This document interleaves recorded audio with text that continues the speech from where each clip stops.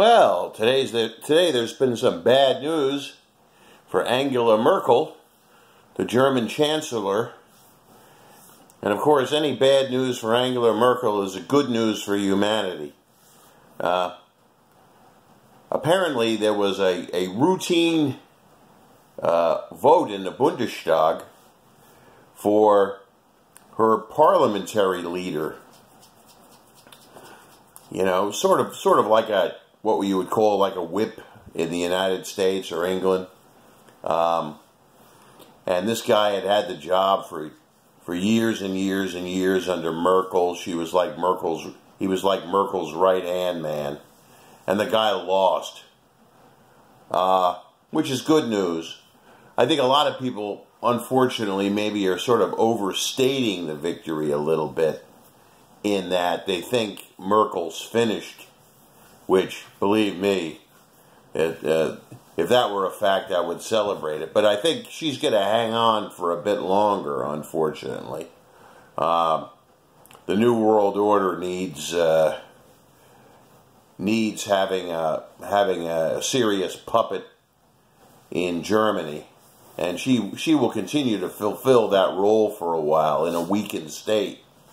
But she's had a bad few months. It started a couple of months ago with a dispute on immigration with her coalition partner, Seehofer, from Bavaria. The Bavarians were getting tired of being the entry point for huge numbers of third world immigrants from Africa.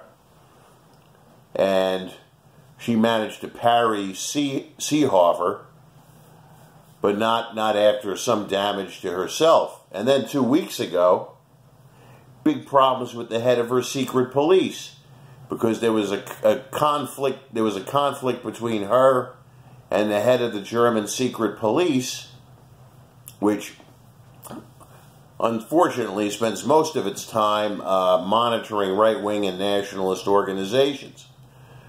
And she was saying that the marchers in Chemnitz were all a bunch of Nazis, and the spy chief was saying no, they weren't very violent, and most of them aren't Nazis.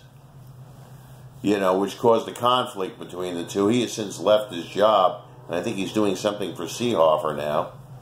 And now we have this latest news about her parliamentary leader.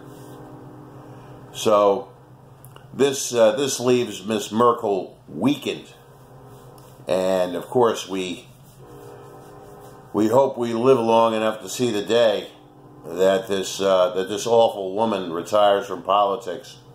I consider her the murderer of Germany and the murderer of Europe, letting in well over 1 million